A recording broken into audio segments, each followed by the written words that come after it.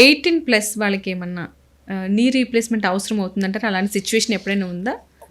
చాలా తక్కువ. 18 ఇయర్స్ వాళ్ళకు ఆ లోపల ఉన్న వాళ్ళకు అన్లెస్ వాళ్ళు సివియర్ ఇంజురీ వల్ల నీ డ్యామేజ్ కంప్లీట్గా అయిపోయింది, ఆర్ ఇన్ఫెక్షన్ వల్ల ఓసారి అవుతుంటుంది.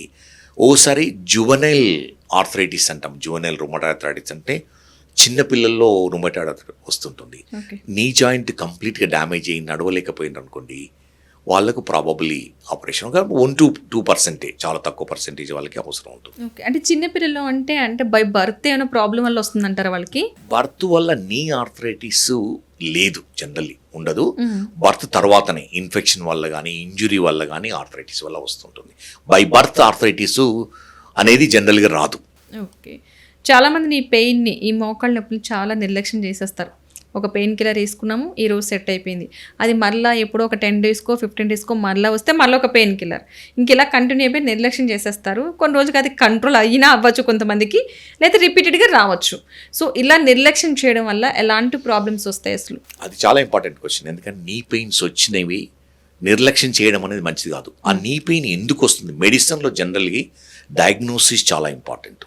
మనకి ఎందువల్ల ఈ నొప్పి వస్తుంది, ఎందువల్ల ఈ ప్రాబ్లం అనేది.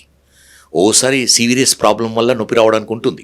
అందుకని డాక్టర్ దగ్గరికి వెళ్ళి డయాగ్నోసిస్ చేసుకోవాలి. Knee pains very easy to diagnose. X ray ఉంటుంది, ఈరోజు రేపులో MRI scans available everywhere. And మాకు ఎంఆర్ఐ స్కాన్లో majority of the knee problems తెలుస్తూ ఉంటాయి. అందుకని నిర్లక్ష్యం చేయకూడదు. నిర్లక్ష్యం చేయడం వల్ల ఏమవుతుందంటే, ఫర్ ఎగ్జాంపుల్ యంగ్ పీపుల్లో ligament damage, cartilage damage, joint damage అయిన వాళ్ళు నిర్లక్ష్యం చేసేస్తే కంప్లీట్గా డ్యామేజ్ అయ్యి నీ రీప్లేస్మెంట్ అవసరం ఉంటుంది. ఎవరికైతే 30-40లో ఆర్థరైటిస్ వస్తుందో ప్రాబబుల్లీ వాళ్ళకి ఇంతకుముందు ఇంజరీస్ అయి నెగ్లెక్ట్ చేయడం వల్ల ఈ ఆర్థరైటిస్ వస్తూ ఉంటుంది. దానికి రీజన్ ఏంటిదంటే, ఏదో ఇంజరీ అవుతుంటుంది.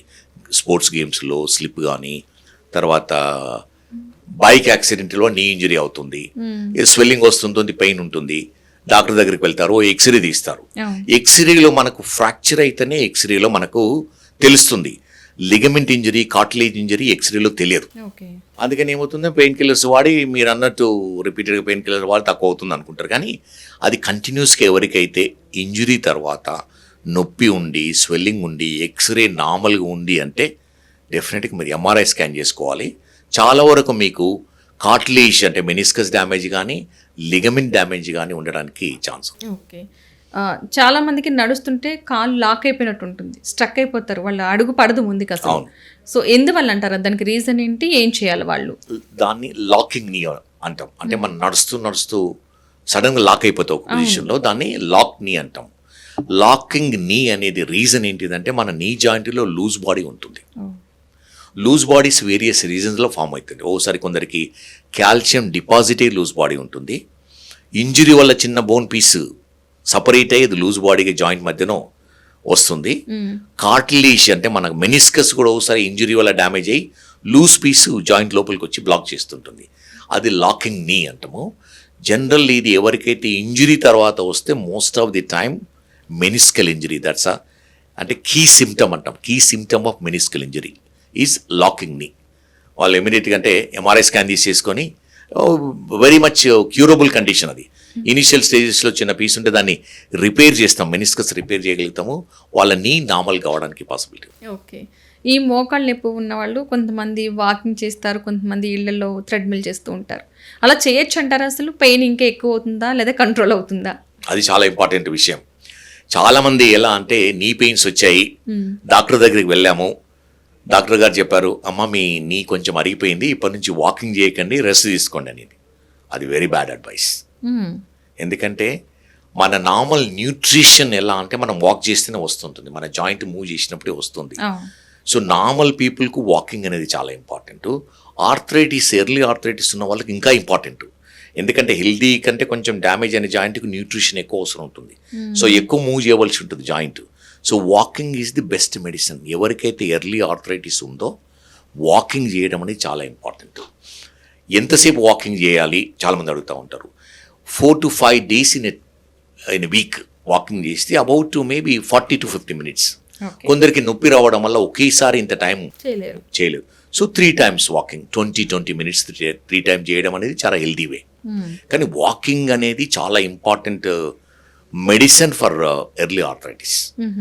అండ్ వాకింగ్ ట్రెడ్మిల్ అనేది మనము ఇండివిజువల్ ప్రిఫరెన్స్.